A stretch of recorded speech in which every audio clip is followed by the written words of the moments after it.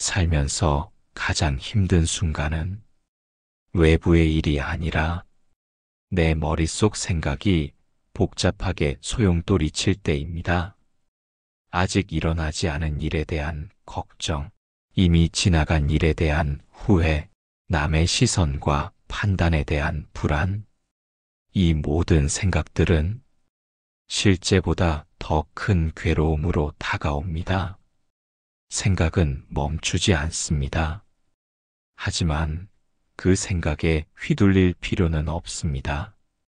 오늘은 생각에 끌려가지 않고 마음을 지키는 연습에 대해 나눠보려 합니다. 우리는 하루에도 수천 가지 생각을 합니다. 그중 대부분은 실제로 일어나지 않을 일들입니다. 그런데도 마음은 그 생각에 반응하고 감정은 그 반응에 따라 요동칩니다.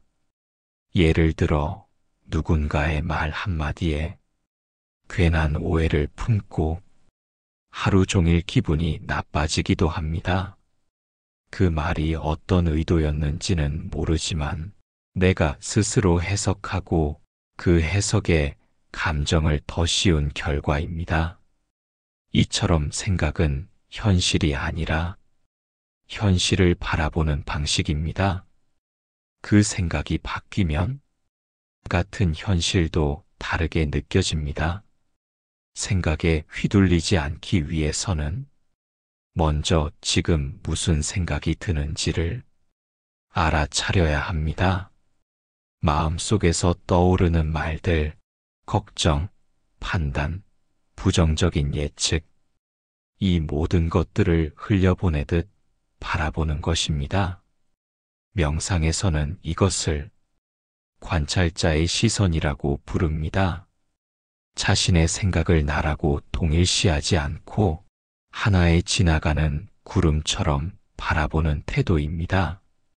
생각은 일종의 버릇입니다. 반복되다 보면 그 방식대로만 현실을 해석하게 됩니다. 하지만 그 순간 내가 지금 어떤 생각을 하고 있는지 알아차리는 것만으로도 그 생각에 끌려가지 않을 수 있습니다. 한 청년의 이야기가 있습니다. 그는 늘 자신이 부족하다는 생각에 무엇을 하든 위축되었습니다. 사람들이 자신을 무시할까봐 말 한마디도 조심했고 실수라도 하면 스스로를 심하게 비난했습니다. 어느 날 그는 마음 공부를 시작하면서 생각을 글로 적는 연습을 했습니다. 매일 아침 떠오르는 생각을 그대로 종이에 적고 그게 사실인지 아니면 단지 버릇처럼 떠오른 생각인지 조용히 바라보았습니다. 처음엔 별 효과가 없었지만 한 달이 지나자 자신의 생각이 진실이 아니라 습관이었다는 걸 알아차리게 되었습니다. 그때부터 그는 생각을 믿기보다 지켜보는 연습을 했고 삶이 한결 가벼워졌다고 말했습니다. 생각은 조절할 수 없지만 생각에 반응하는 태도는 바꿀 수 있습니다. 예를 들어 내일 중요한 발표가 있다고 할 때 실패하면 어쩌지? 사람들이 나를 비웃으면 어떡하지? 이런 생각이 들 수 있습니다. 이럴 때는 그 생각을 막으려 하지 말고 있는 그대로 바라보는 연습을 해보시기 바랍니다. 그저 지금 걱정하는 중이구나. 내가 불안해하고 있구나. 이렇게 알아차리고 그 감정을 인정해 주는 것입니다. 그 순간 생각이 점점 힘을 잃고 감정도 찾아듭니다. 부처님의 가르침에서도 생각은 본래 공한 것, 실체가 없는 것이라고 하셨습니다. 그 생각에 나를 얽매이게 하지 않고 그저 알아차리는 것, 그것이 바로 수행의 시작입니다. 한 수행자는 매일 새벽마다 산길을 걸으며 이런 말을 되뇌었다고 합니다. 지금 이 생각은 내 것이 아니다. 나는 이 생각을 바라볼 뿐이다. 이 문장을 반복하며 걸으면 생각이 저절로 약해지고 그 아래 숨어 있던 진짜 마음을 만날 수 있게 된다고 합니다. 생각은 좋고 나쁨을 따지지 않습니다. 단지 떠오르는 방향으로 끊임없이 움직일 뿐입니다. 그 움직임에 일일이 반응하면 마음은 늘 피로하게 되고 삶은 늘 불안하게 됩니다. 하지만 그 생각을 단지 생각으로 놓아주면 마음은 고요해지고 지금 이 순간을 살 수 있게 됩니다. 오늘 하루도 수많은 생각이 여러분을 찾아올 것입니다. 그 생각 하나하나에 휘둘리기보다 지켜보는 연습을 해보시기 바랍니다. 내가 지금 어떤 생각을 하고 있는지, 그 생각이 어디서 시작되었는지, 왜 이런 감정을 끌고 오는지, 한 발 떨어져 바라보면 그 안에 묶이지 않고 훨씬 자유로워질 수 있습니다. 생각은 잠시 머물다가는 손님과 같습니다. 그 손님을 억지로 쫓지 말고 머무르게 두고 조용히 바라보면 그 손님은 조용히 물러나게 됩니다. 생각에 끌려다니지 않는 연습, 그것은 삶을 평온하게 하고 마음을 지혜롭게 만드는 가장 소중한 수행입니다. 오늘도 내 생각을 한 걸음 떨어져 바라보며 지금 이 순간의 고요를 선택하시기를 바랍니다. 살면서 우리는 늘 무언가를 원하게 됩니다. 더 좋은 집, 더 높은 자리, 더 많은 인정. 이러한 바람은 때로 우리를 움직이는 원동력이 되지만 그 끝에는 종종 만족이 아닌 또 다른 욕망이 기다리고 있습니다. 욕망은 끊임없이 새롭게 태어나고 집착은 그 욕망에 스스로를 묶는 일입니다. 오늘은 이 끊임없는 흐름을 어떻게 멈출 수 있는지 그 실천의 길을 함께 나누고자 합니다. 욕망은 본래 나쁜 것이 아닙니다. 무언가를 바라는 마음은 삶의 방향이 되기도 하고 성장을 향한 의지가 되기도 합니다. 그러나 욕망이 지나치면 지금 있는 것을 보지 못하게 됩니다. 이미 가진 것에 감사하지 못하고 늘 더 많이를 추구하게 됩니다. 결국 마음은 불안해지고 삶은 끝없는 결핍감 속에서 흔들리게 됩니다. 집착은 욕망의 그림자입니다. 원하는 것을 얻기 위해 그것에 집착하게 되고 그것을 잃을까봐 두려워하게 됩니다. 한번 집착이 자리 잡으면 그 대상이 무엇이든 나를 지배하게 됩니다. 사랑하는 사람, 좋은 직장, 내가 가진 물건, 나의 이미지까지도 모두 집착의 대상이 될 수 있습니다. 이러한 집착은 마음을 조이게 하고 결국 고통으로 이어집니다. 부처님께서는 모든 고통의 근원을 집착에서 보셨습니다. 무상한 세상에서 변하지 않는 것을 붙들려 할 때 그 괴로움이 시작된다고 하셨습니다. 예를 들어 누군가의 사랑을 계속 붙들려 할 때 그 사람이 조금만 변해도 마음은 불안과 분노에 휩싸이게 됩니다. 왜냐하면 변하는 것이 자연인데 우리는 그것을 붙들고 싶어 하기 때문입니다. 욕망과 집착의 흐름을 끊기 위해서는 먼저 그 흐름을 알아차려야 합니다. 무언가를 간절히 원할 때 스스로에게 물어볼 수 있어야 합니다. 이 바람이 정말 나를 위한 것인지 아니면 단지 비교와 경쟁 속에서 생긴 욕망인지. 예를 들어 남보다 더 많은 것을 가지려는 마음은 진짜 행복과는 무관한 경우가 많습니다. 그 욕망이 진심에서 나왔는지 아니면 불안에서 나왔는지 스스로 알아차릴 수 있다면 이미 흐름을 끊는 첫걸음을 내디딘 것입니다. 한 젊은 사업가의 이야기가 있습니다. 그는 어느 날부터 주변의 성공한 친구들과 자신을 비교하며 더 많은 수익, 더 큰 확장을 목표로 달리기 시작했습니다. 밤낮 없이 일하고 수면도 줄이면서 숫자에만 몰두하던 어느 날 갑작스런 건강 문제로 쓰러지게 되었습니다. 병원에서 며칠을 지내며 그는 자신이 진정으로 원하는 것이 돈도 인정도 아닌 마음의 평안이었다는 걸 깨닫게 됩니다.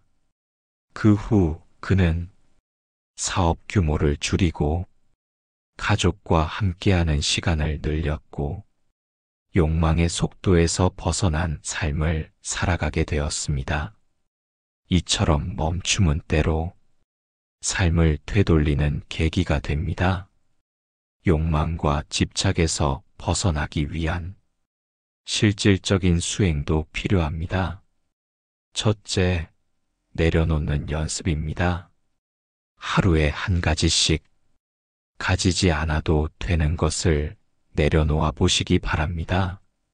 물건이 될 수도 있고 해야만 한다는 생각일 수도 있습니다.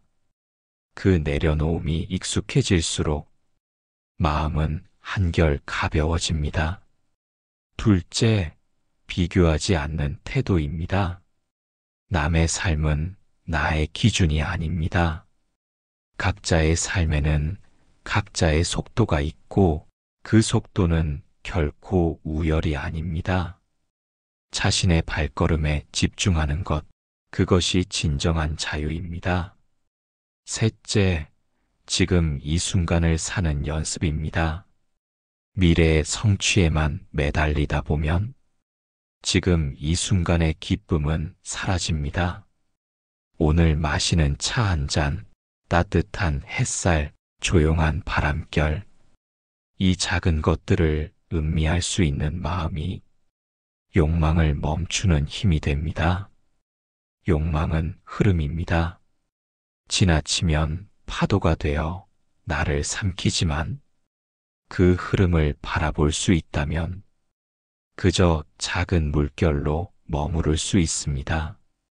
집착은 뿌리입니다. 그 뿌리를 알아차리고 조용히 손을 놓을 수 있을 때 삶은 자유로워집니다. 내가 무엇에 집착하고 있는지, 그 집착이 나를 어떻게 붙들고 있는지 차분히 돌아보시기 바랍니다. 오늘 하루 한 가지 욕망을 바라보며 그 욕망이 나를 어디로 이끌고 있는지를 가만히 들여다보는 시간을 가져보시기 바랍니다. 그 흐름을 끊는 첫걸음은 항상 알아차림에서 시작됩니다. 욕망을 미워할 필요도 없고 억지로 없애려 할 필요도 없습니다. 다만 그것이 지나가는 바람임을 알아차리고 흘려보내는 연습을 하다 보면 마음은 점점 평온해질 것입니다. 지금 이 순간 욕망과 집착의 흐름을 놓고 고요한 중심으로 돌아오는 길, 그 길을 함께 걸어가시기를 바랍니다. 우리는 흔히 삶을 바꾸고 싶어 합니다. 더 나은 모습, 더 나은 조건, 더 나은 결과를 원하며 지금의 나와 지금의 상황에 끊임없이 불만을 품곤 합니다. 하지만 삶의 진정한 전환은 바꾸려는 노력이 아니라 있는 그대로를 받아들이는 것에서 시작됩니다. 받아들인다는 것은 그대로 두는 것입니다. 지금 나의 감정, 나의 생각, 나의 모습, 내 앞에 펼쳐진 현실까지 그 모든 것을 거부하지 않고 바라보는 것입니다. 많은 이들이 고통을 느끼는 이유는 이래서는 안 되는데 라는 마음 때문입니다. 지금 이 상황이 불안하고, 지금 이 감정이 싫고, 지금의 내가 부족하다고 느낍니다. 그 결과 우리는 스스로와 싸우게 되고 삶 전체가 끊임없는 저항으로 이어집니다. 부처님의 가르침은 우리에게 말합니다. 고통을 없애는 길은 고통을 없애려는 데 있지 않다고 말입니다. 오히려 고통을 바라보며 그 고통과 함께 머무는 연습 속에서 비로소 자유에 가까워질 수 있다고 하셨습니다. 예를 들어 몸이 아플 때 그 아픔을 없애려고만 하면 더 괴로워집니다. 하지만 그 통증을 있는 그대로 바라보고 거기에 저항하지 않으면 오히려 고통이 줄어드는 경험을 하게 됩니다. 마음의 괴로움도 마찬가지입니다. 한 노인의 이야기가 있습니다. 그는 평생 남에게 인정받지 못했다는 아쉬움 속에서 늘 자신의 삶을 불행하다고 여겼습니다. 하지만 어느 날 자신이 그토록 부정하던 삶의 굴곡들이 지금의 자신을 만들었다는 사실을 깨달았고, 그때부터 불만 대신 감사로 하루하루를 살아가기 시작했습니다. 그가 한 말이 있습니다. 그대로 두니 마음이 평화로워졌다. 이 말은 삶에서 뭔가를 억지로 바꾸려 할수록 더 깊은 괴로움이 생긴다는 것을 잘 보여줍니다. 받아들인다는 것은 포기하는 것이 아닙니다. 현실에 안주하자는 것도 아닙니다. 단지 저항을 멈추는 것입니다. 저항이 멈추면 마음은 그제야 숨을 쉴 수 있습니다. 그 숨틈에서 우리는 진정으로 해야 할 일들을 조용히 바라볼 수 있게 됩니다. 변화는 받아들임 속에서 더 자연스럽게 시작됩니다. 우리는 자주 이래야 한다는 생각에 사로잡힙니다. 나는 항상 강해야 하고, 항상 밝아야 하고, 항상 누군가에게 인정받아야 한다고 믿습니다. 하지만 그 믿음이 오히려 지금의 나를 부정하게 만들고 지금 느끼는 감정을 억누르게 만듭니다. 울고 싶은 날은 그저 울어도 괜찮습니다. 불안한 날은 불안한 감정을 있는 그대로 안아주어야 합니다. 그것이 바로 받아들임의 첫걸음입니다. 한 젊은 여성이 있었습니다. 그녀는 자신의 외모와 능력에 늘 불만을 가졌고 주변 사람들과 비교하며 자존감이 낮아졌습니다. 하지만 어느 날 스스로의 부족함을 있는 그대로 받아들이는 순간 그녀는 처음으로 자유로워졌다고 말했습니다.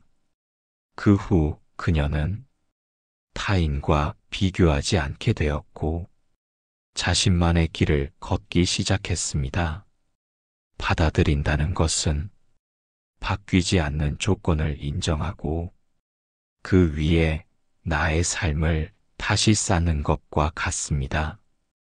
받아들임은 연습이 필요합니다. 하루아침에 되는 일은 아닙니다. 다만 오늘부터 작은 것 하나씩 그대로 두는 연습을 해보는 것입니다. 예를 들어 길이 막혀서 짜증이 날 때 그 감정을 억누르지 않고 바라보는 것, 실수를 했을 때 스스로를 비난하지 않고 받아주는 것, 타인이 나를 이해해주지 않을 때 억지로 설명하려 하지 않는 것, 이런 작은 실천들이 조금씩 마음을 고요하게 만듭니다. 자기 자신을 받아들이는 것, 지금의 삶을 수용하는 것, 모든 일이 뜻대로 되지 않아도 괜찮다고 말할 수 있는 여유, 이 모든 것이 있는 그대로의 삶을 사는 사람의 태도입니다. 그런 삶에는 억지스러움이 없습니다. 평화와 자비가 자연스럽게 깃듭니다. 오늘 하루 나에게 주어진 상황을 그대로 받아들이고 지금의 나를 타그치지 않으며 마음을 있는 그대로 바라보는 시간을 가져보시기 바랍니다.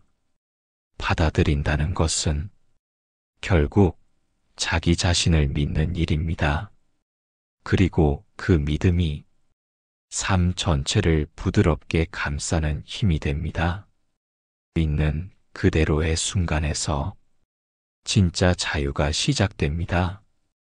우리는 하루에도 수십 번 마음이 이끄는 대로 휘둘립니다. 어떤 말에 자존심이 상해 화를 내기도 하고 갑자기 떠오른 욕망에 지갑을 열기도 합니다. 그럴 때마다 우리는 마음이라는 말에 휘말려 진짜 나를 잊곤 합니다. 마음은 본래 자유롭습니다.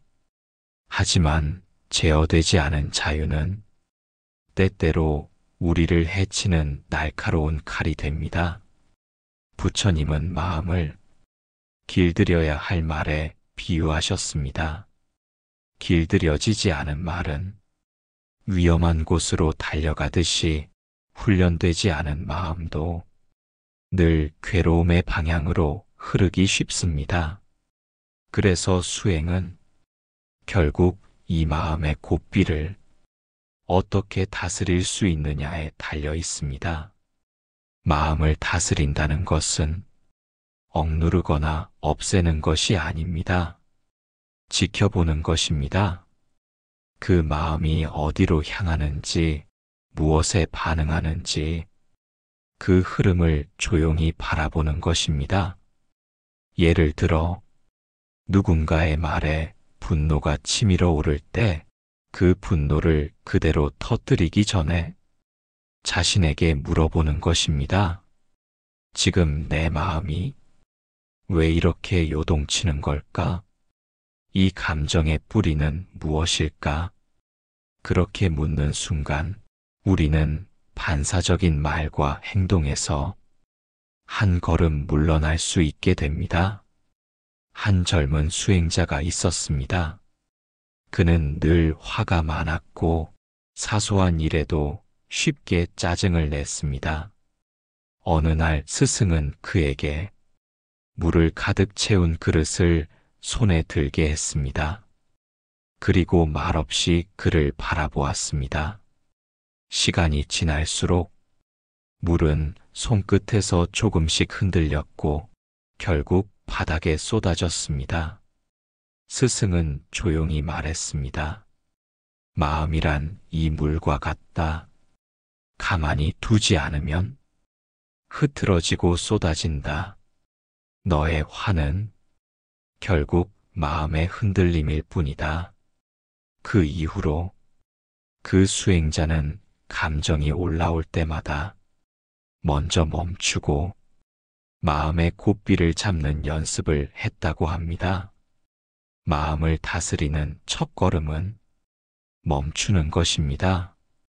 반응하기 전에 잠시 숨을 고르고 그 마음을 들여다보는 일입니다. 심호흡 하나로 마음의 속도가 달라지고 눈을 감고 10초간 집중하는 것만으로도 감정의 방향이 달라질 수 있습니다. 이 작은 멈춤의 습관이 마음을 길들이는 시작입니다. 또한 마음을 다스리려면 마음의 주인을 분명히 해야 합니다. 많은 사람들이 마음이 원하는 것을 자신이 원하는 것이라 착각합니다. 하지만 욕망이 말하는 것, 두려움이 속삭이는 것, 습관이 시키는 것들을 그대로 따르는 것은 스스로의 주도권을 놓는 것입니다. 진짜 나의 주인은 마음이 아니라 마음을 지켜보는 나입니다. 한 직장인이 있었습니다. 그는 자주 충동적으로 소비를 하며 스트레스를 풀었습니다. 그러다 결국 신용카드 빚이 늘고 삶이 점점 피폐해졌습니다. 그는 어느 날 마음을 기록하는 명상 노트를 쓰기 시작했습니다. 무언가 사고 싶은 충동이 일어날 때마다 그 마음을 글로 적었습니다. 나는 지금 왜 이걸 사고 싶은가? 이 감정은 어디서 왔는가? 놀랍게도 단지 쓰는 것만으로도 그 마음은 사라지거나 약해졌습니다. 그는 말합니다. 마음이 아니라 내가 그 마음을 바라보는 법을 배우자 삶이 바뀌었다고. 수행은 마음과의 긴 대화입니다. 그 마음이 얼마나 자주 흔들리는지, 무엇에 약한지, 무엇에 기뻐하고 또 후회하는지 조용히 관찰하는 일입니다. 그러다 보면 언젠가는 고삐를 잡지 않아도 마음이 저절로 안정된 길로 향하게 됩니다. 부처님은 늘 말씀하셨습니다. 마음을 다스리는 자는 세상을 다스리는 자보다 위대하다고. 우리의 삶은 결국 내 마음 하나에 달려 있습니다. 외부의 일이 중요한 것이 아니라 그 일에 반응하는 내 마음의 상태가 행복과 괴로움을 가르는 기준이 됩니다. 오늘 하루 당신의 마음은 어디로 향하고 있나요? 누구의 말에 흔들리고 무엇을 놓치지 못해 집착하며 어떤 감정에 끌려가고 있나요? 그 마음을 억누르려 하지 말고 다만 바라보세요. 그리고 조용히 말해보세요. 이 마음은 나의 전부가 아니야. 나는 이 마음을 바라보는 존재야. 그 고요한 인식 하나가 마음을 다스리는 첫걸음이 됩니다. 마음의 고삐는 억지로 당길수록 더 날뜁니다.